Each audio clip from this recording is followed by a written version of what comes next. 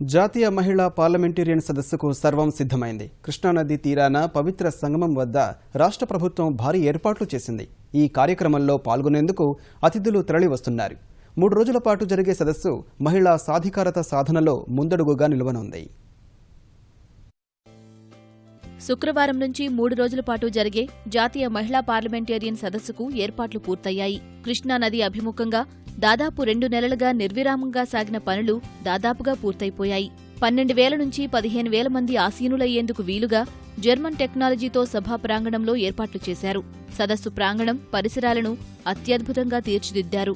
ప్రధాన వేదికకు ఎదురుగా ఏర్పాటైన ప్రధాని నరేంద్ర మోదీ, ముఖ్యమంత్రి చంద్రబాబు సైకత శిల్పాలు ప్రత్యేక ఆకర్షణగా నిలవనున్నాయి. ఇక వాతావరణం ఆహ్లాదంగా ఉండేలా ప్రాంగణం పరిసరాలను అందమైన పూలు, పచ్చికతో నింపేశారు.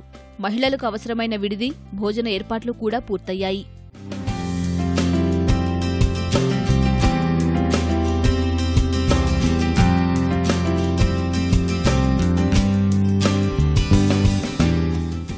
దేశ విదేశీ మహిళా ప్రజాప్రతినిధులతో పాటు దాదాపు 10,000 మంది విద్యార్థినులు పాల్గొనే సదస్సుకు గట్టి బందోబస్తు ఏర్పాట్లు చేశారు. 5,000 మంది పోలీస్ సిబ్బందిని రంగంలోకి దింపారు. 200కు పైగా సీసీటీవీ కెమెరాలు, ప్రత్యేకంగా బాడీవేర్ కెమెరాలతో పటిష్ట ఏర్పాట్లు చేశారు. డ్రోన్ కెమెరాలను వినియోగిస్తున్నారు. కమాండ్ కంట్రోల్ కేంద్రం నుంచి భద్రతా చర్యలను ఎప్పటికప్పుడు పర్యవేక్షిస్తారు.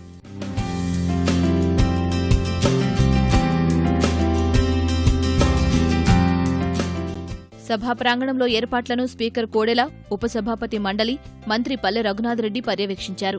దేశంలో మొట్టమొదటిసారి జరుగుతున్న ఈ సదస్సు నారీ లోకానికి ఎంతో ప్రోత్సాహాన్నిస్తుందని అన్నారు. భారతదేశంలో మొట్టమొదటి సమావేశం ఈ విధంగా జరగడం, ఆడబిడ్డల కోసం ప్రభుత్వం, శాసనసభ కలిసి నిర్వహించడం మొట్టమొదటిసారి. ఇంత భారీ ఎత్తున ఎక్కువ మంది వచ్చి భాగస్వాములై చర్చలు చేసి సందేశాలు విని ఒక మంచి భావనతోటి, నమ్మకంతో, గౌరవంతో, ఆశతోటి జీవితం పైన వెళ్ళే అవకాశం కల్పిస్తుంది. ఇది ఈ కార్యక్రమంలో పాల్గొనడం అనేది మహిళా లోకానికి ఒక నమ్మకం, ఆశ, ఒక ఆత్మగౌరవం, విశ్వాసం కలిగిస్తుంది.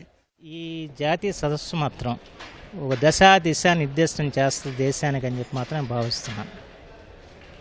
తప్పనిసరిగా వీటిని బాగా ఈ సమస్యల మీద క్షుణ్ణంగా చర్చలు జరుగుతాయి.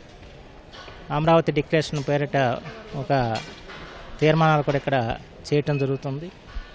దాంతోపాటు ఇక్కడ ఏర్పాట్లు కూడా చాలా పటిష్టంగా ఏర్పాట్లు చేస్తున్నాం. ఎందుకంటే వచ్చేవారందరూ కూడా మహిళలు, విద్యార్థులు కనుక వారికి ఏ విధమైన ఇబ్బంది జరగకుండా, ఏ విధమైన అసౌకర్యం జరగకుండా, ఏ విధమైన అగౌరవం కూడా జరగకుండా వాళ్ళ పోలీసు యంత్రాంగం కానివ్వండి, రెవెన్యూ యంత్రాంగం కానివ్వండి చాలా పటిష్టమైన భద్రతా ఏర్పాట్లు కూడా చేయడం జరిగింది.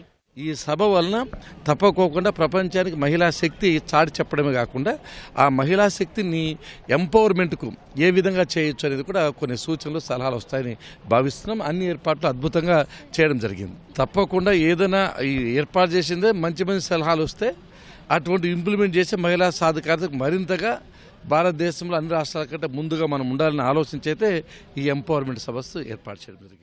సదస్సులో పాల్గొనేందుకు బౌద్ధ గురువు దలైలామా విజయవాడ చేరుకున్నారు. గన్నవరం విమానాశ్రయంలో సభాపతి కోడెల, మంత్రులు దేవినేని ఉమా, పల్లె సాదర స్వాగతం పలికారు. ఆచార్య నాగార్జునుడు నడయాడిన అమరావతిని రాజధానిగా ప్రకటించడం శుభ పరిణామమని దలైలామా అన్నారు. Important is Buddha's teaching, and it's quite near the Nagarjuna's Acharya Nagarjuna's place. So is Nagarjuna's sort of writing, even from the viewpoint of Sanskrit, top class. Some my friends, they say the style of Sanskrit is top class.